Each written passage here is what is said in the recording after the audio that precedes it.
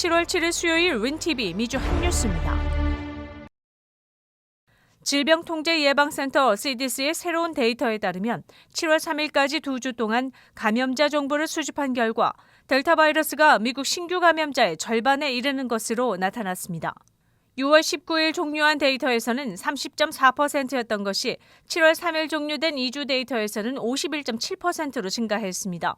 전문가들은 델타 변종의 전파력이 더 강하며 특히 남부 지역과 같이 예방접종률이 낮은 지역에서 국지적으로 감염이 급증할 수 있다고 경고했습니다. 이번 주 이스라엘의 한 연구에서 화이자 백신의 델타 변이에 대한 효율이 64%로 나왔으나 전문가들은 델타 변종으로부터의 보호는 현재 승인된 백신을 맞는 것이 가장 효과적이라고 입을 모았습니다.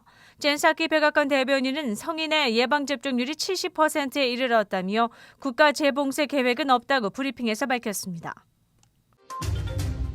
매월 2,000달러의 부양수표를 지급하라는 네 번째 부양책에 대한 청원에 250만 명이 서명한 것으로 알려졌습니다.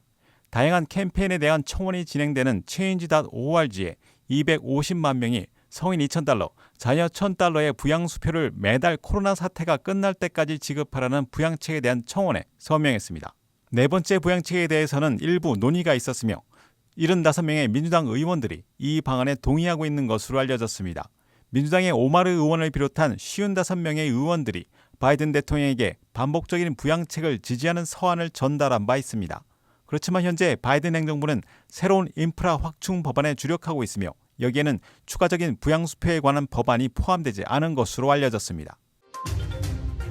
도널드 트럼프 전 대통령은 7일 페이스북과 트위터, 구글 등 3대 테크 기업을 대상으로 소송을 제기한다고 밝혔습니다.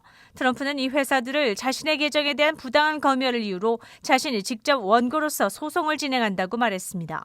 이 소송은 남부 플로리다 지방법원에 제기됐습니다. 트위터와 페이스북은 1월 6일 의사당 습격의 책임을 물어 트럼프 전 대통령의 계정을 차단하고 영구 정지시켰습니다. 1996년 제정된 통신품위법 230조에 따라 인터넷 회사들은 일반적으로 사용자가 게시하는 자료에 대한 책임이 면제됩니다. 또 인터넷 회사가 스스로의 기준으로 외설적이거나 자체 기준을 위반하는 게시물을 제거할 수 있는 법적 보호를 제공합니다. 그러나 트럼프와 다른 정치인들은 오랫동안 트위터, 페이스북, 기타 소셜미디어 플랫폼이 이러한 보호를 남용했으며 이 보호 조항을 제거해야 한다고 주장해왔습니다. 페이스북과 구글, 트위터는 7일 이에 대한 언급을 거부했습니다. 카브리아의 IT 공화국의 조브넬 모이즈 대통령이 괴한들에 의해 살해되었다고 알려졌습니다. IT는 최근 정치 사회적 혼란이 심화하면서 대통령의 퇴진을 요구하는 시위가 이어졌습니다.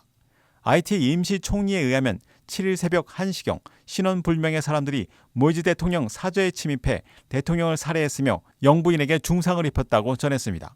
IT 공화국은 인구 1,150만의 카리브해이 도서 국가이며 2010년에 약 25만 명이 사망한 대지진을 겪었습니다. 가정에서 흔히 사용되는 카펫과 양탄자 등에서 유독성 화학물질이 다량 발견돼 캘리포니아주 정부가 경고에 나섰습니다. 캘리포니아 유해물질관리부 DTSC는 지난주부터 카펫을 생산하는 회사들에 대해 기존 화학물질을 대신할 안전한 물질을 사용할 것을 요구하는 규정을 시행한다고 밝혔습니다. 과불화 화합물 등 영원한 화학물질 PFAS라고 불리는 물질이 검사 결과 카펫과 깔개 등에 상당량 함유되어 있는 것으로 확인됐습니다. PFAS는 현존하는 가장 독하고 오래가는 발암성 물질로 특히 아이들에게 유해하며 모유나 태반 등을 통해 태아에게도 축적되는 위험 물질이라고 정부 관리는 전했습니다.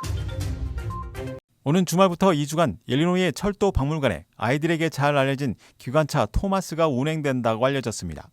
Day Out with Thomas Big Adventure Tour 2021 행사의 일환으로 기관차 토마스와 퍼시가 이끄는 열차를 탑승하며 역장인 타프맥과 함께합니다. 또한 박물관 내를 운행하는 전동 열차의 무제한 이용과 사진 촬영, 전시장 입장 및 각종 테마 이벤트가 제공된다고 전했습니다. 티켓 가격은 $21이며 박물관 측은 티켓 구매의 혼잡 가능성을 염려해 온라인 티켓 구매를 추천했습니다. 7월 7일 수요일 코로나19 현황입니다. 미 전 지역 신규 확진 11,612명, 신규 사망 202명, 백신 완전 접종률 48%를 나타냈습니다.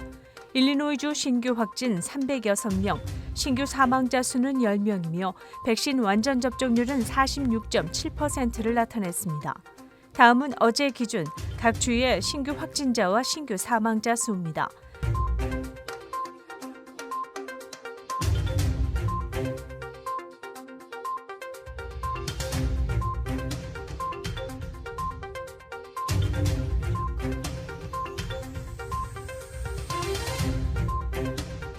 다음은 각 주의 백신 완전 접종 비율 상황입니다.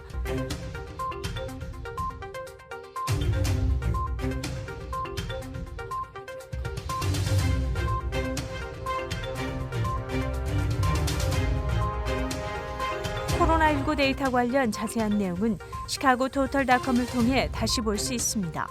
윈TV 채널 24.5와 MCTV 채널 24.6 방송은 안테나를 이용한 공중파 방송을 통해 시청할 수 있습니다. 코로나19 비상시국 뉴스24에서는 여러분의 제보를 기다립니다. 제보 전화 847-290-8282번입니다.